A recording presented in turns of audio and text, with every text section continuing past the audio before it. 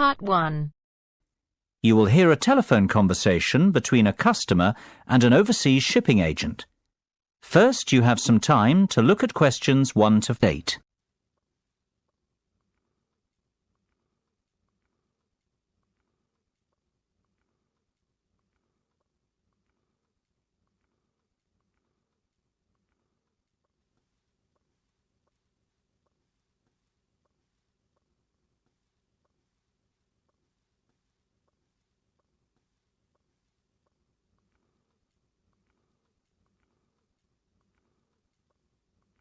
You should answer the questions as you listen, because you will not hear the recording a second time. Listen carefully and answer questions 1 to 8. Good afternoon, Denham's Shipping. How can I be of service? Well, I wish to inquire about sending a container of personal items from the UK to Ireland. No problem. Would you like me to give you an estimate of the cost? Yes, please. Well, first of all, may I take your details? Of course. My name's Tim Lafferty. Could you spell your surname for me, please, Tim? Yes, it's Lafferty. Lafferty. Thank you, Tim. Now, where would you like us to pick your container up from? My university, if possible. OK. Let me make a note of the address. It's Abbeyfield University. Is that Abbeyfield?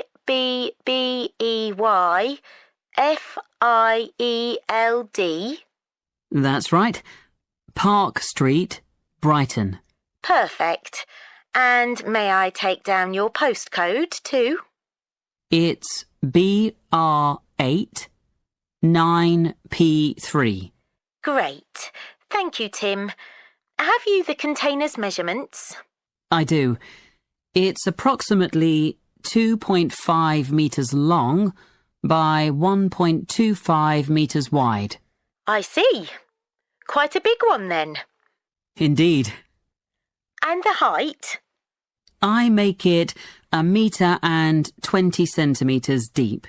So that's 2.5 by 1.25 by 1.2. Right. And what will actually be in the box, Tim? Oh, mostly old uni books. OK. And some music albums. Anything else? Yes, a little bit of stationery. I see. And could you put an estimate on the value of the items? The books are quite valuable. They're worth around £1,800. The music albums, maybe half that, say £900. And you can put the stationery down as £300. Before listening to the rest of the conversation, you have some time to look at questions 9 and 10.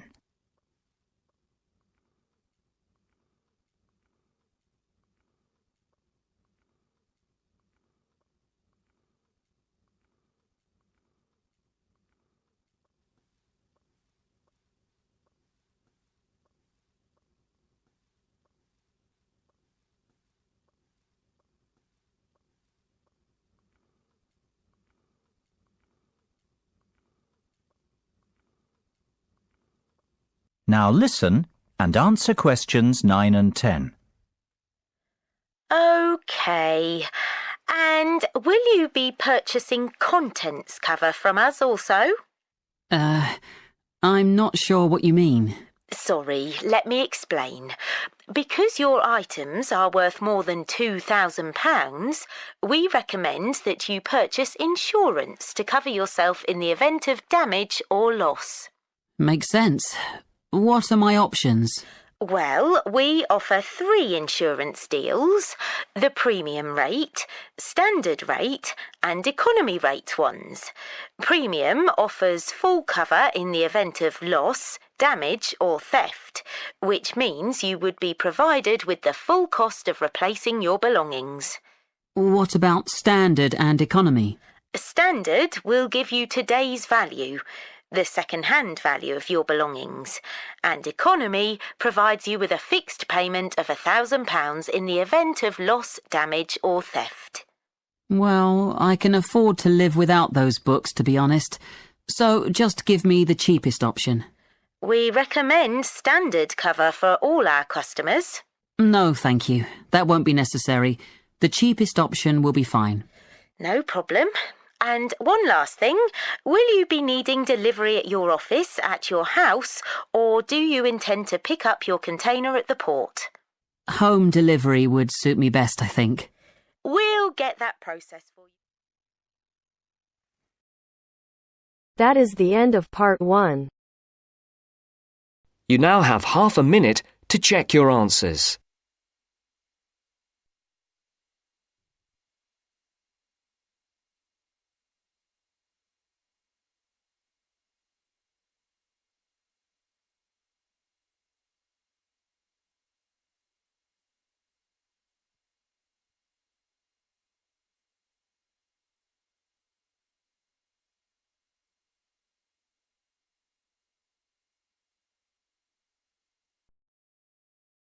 Now turns to part 2.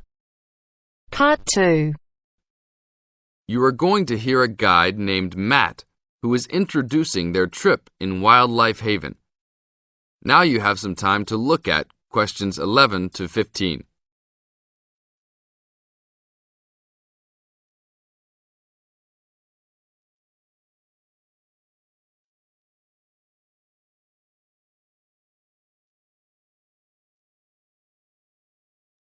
Now listen to the first part of the introduction carefully and answer questions 11 to 15. Well, good morning, everybody. My name's Matt, and I'm one of the 3 guides here at Wildlife Haven. Our job is to make sure that you all have a great time here with us and go home feeling happy and relaxed. As you can see, we're away from the city in a remote area between a national park and the sea. To encourage you to relax, there are no radios or TVs, and the only phones and newspapers are in the office. So, if peace and quiet is what you've come for, this is the place to be. From your cabin on the hill, you'll find you have the national park behind you, and you can look out from the sea from your front balcony. Your luggage will be unloaded from the bus and taken to your rooms in a few minutes. Once you have picked up your key at reception, please locate your room and check that all your luggage has arrived. The daily program here at Wildlife Haven is flexible and only as demanding as you want it to be. You should each have a brochure setting out the facilities and various walking tracks you can take. And on the bus, you are given a green sheet setting out a number of group tours in the coming week. If you want to join any tour, just write your name and room number on the relevant sheet along the wall here. Tomorrow, there is a Beachcombers and Rock Hoppers tour exploring marine life in the rock pools along the beach. Or, if you'd prefer to go inland, there's a guided forest walk that takes you off the walking tracks. If you want to catch some lunch, you could join the beach fishing expedition.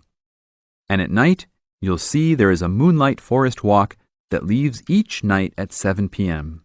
So there is plenty to choose from at Wildlife Haven, and of course, that includes just sitting on your balcony watching the waves roll in. But I would recommend my favorite tour, the Waterfall Walk. This departs at sundown each day and also provides the opportunity to have a moonlight swim. Now you have some time to look at questions 16 to 20.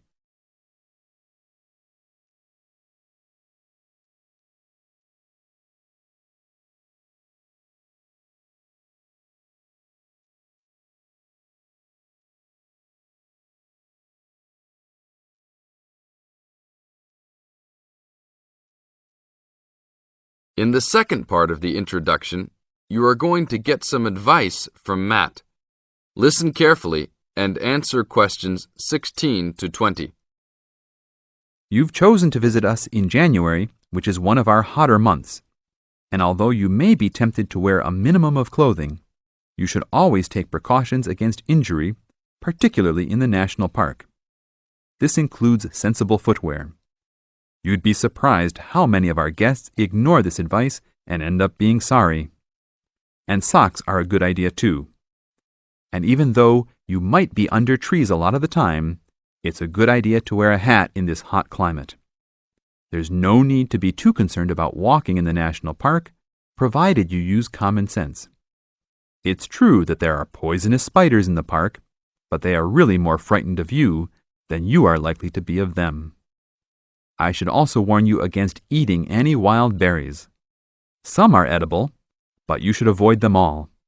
We'll provide all the food you can eat. Well, that's about all for now. Dinner is from 6 to 8 p.m. in this building.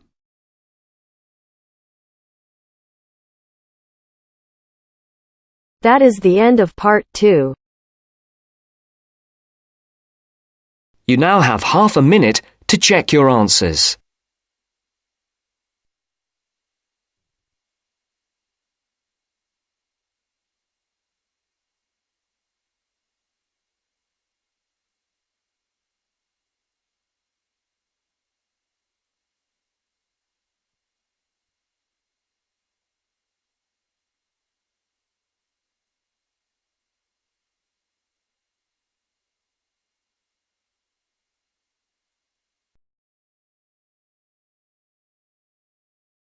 Now turns to part 3. Part 3. You'll hear a conversation between Astrid and Henry about the lecture they've just heard. First, you have some time to look at questions 21 to 24.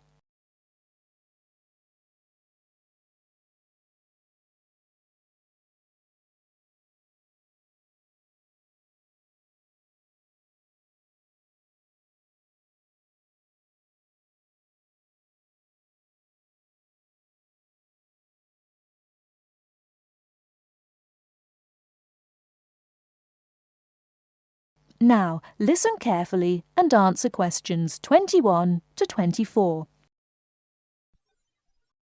Henry, don't you think Dr. Adams' lecture was really very good? He could talk about the telephone directory and make it interesting. All his lectures are like that, Astrid. He's just one of those people. I wish we had him as our tutor. I bet you that he is very demanding, though. Boris is in his tutorial group and agrees that he is brilliant, but he puts them under a lot of pressure. But don't you think that's good? Perhaps. Anyway, he's interesting and rather funny. Did you take lots of notes in the lecture? Yes, actually I did. In fact, several pages. I didn't think I had taken so many. I was that busy listening to what was being said that I didn't take many notes. Can I photocopy yours? I don't think that's such a good idea. You won't be able to read my handwriting. And sometimes I write them in English and sometimes in Arabic. Oh, let's have a look. Wow, your notes are so neat. Well, there's not much in Arabic. There is on this page. Yes, there is. Dr. Adams would be pleased to see this, especially given what he's talking about. Before you hear the rest of the talk, you have some time to look at questions 25 to 30.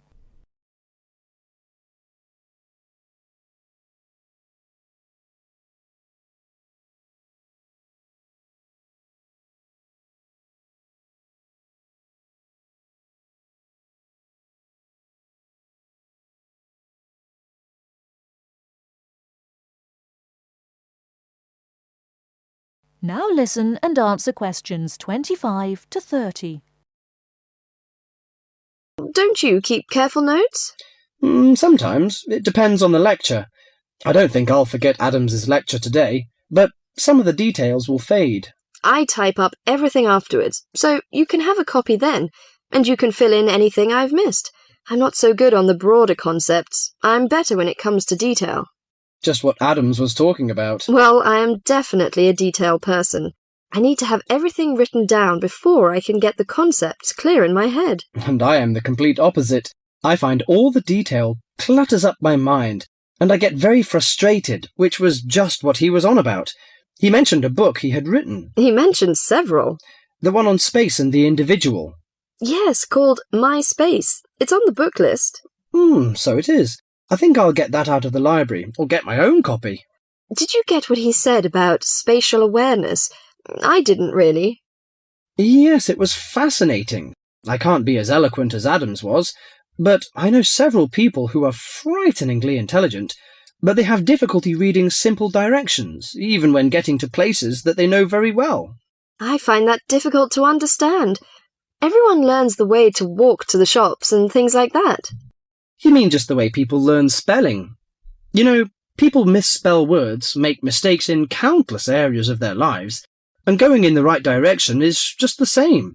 Remember what Adam said about the number of people who cannot tell left from right, north from south, and so on? Do you know which way is north? It's that way. You see, I couldn't have told you that. Really? I haven't a clue which way is which. That's why I'm always getting lost when I go out on my bike. And put me in a completely new place and I am totally lost. What about maps? Oh, I'm hopeless at reading them. But then you're brilliant at writing essays and getting all the ideas down in the right order, and I don't know where to start. Again, just what Adams was talking about. What we need to do is combine our skills. You teach me to cope with detail, and I'll teach you how to string concepts together. Okay, we can do that. That is the end of part 3. You now have half a minute to check your answers.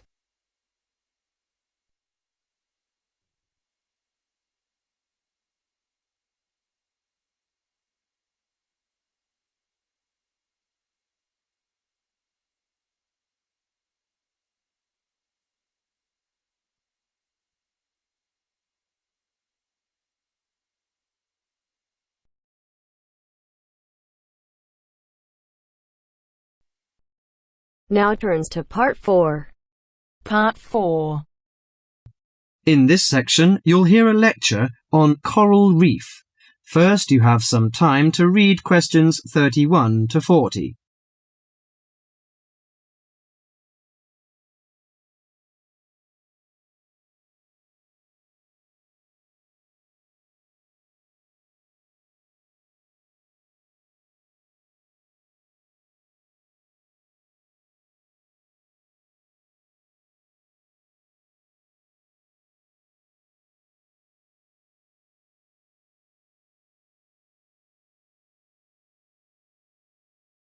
Now listen carefully to the lecture and answer questions 31 to 40. Do you fancy diving in the wonderful world of coral reefs, green sponges, colourful fish and red crabs? It is a rich garden beneath the waves. But how much do you know about the corals? Are they animals or plants? What are the threats to coral reefs? Today, Mr. Tim Harford, Executive Director of the Coral Reef Alliance, is going to introduce the facts about coral reefs. Good afternoon, everyone. Coral reefs are one of nature's most magnificent creations. It is filled with thousands of unique and valuable plants and animals. Over 1/4 of all marine species depend on healthy coral reefs. Humans also depend on coral reefs. These marine ecosystems are the primary source of food and income for millions of people, a vast repository of valuable chemical compounds and medicines, and a natural wave barrier that protect beaches and coastlines from waves and storms. Coral is actually the exoskeletons of coral polyps. Made from limestone, these skeletons build up over time, forming the reef. New corals are born each April. At a certain hour, on a certain night, mature corals suddenly release clouds of eggs and sperm into the sea. After the fertilized eggs take root on the seafloor, they can grow up to 15 centimeters per year. Coral reefs are present in the waters of over 100 countries. These are warm, 18 to 29 degrees centigrade, shallow, sunny regions primarily between the tropics of Cancer and Capricorn. Only clear, warm salt water can support a coral reef.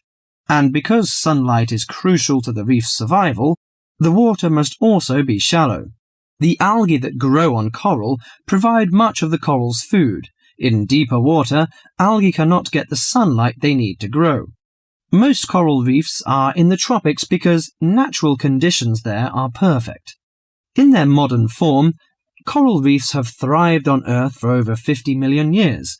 In recent years, however, more than 11% of the world's reefs have been lost, with another 16% severely damaged during the El Niño event in 1998. Up to 32% of coral reefs may be destroyed by human activities in the next 30 years if we do not take action now. Corals and coral reefs are extremely sensitive. Slight changes in the reef environment may have detrimental effects on the health of entire coral colonies.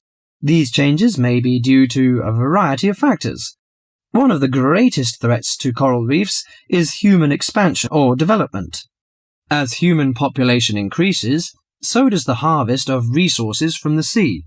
Due to overfishing, reef fish populations have been greatly decreased in some areas of the world. The removal of large numbers of reef fish has caused the coral reef ecosystems to become unbalanced. As we know, corals are also very popular as decorations.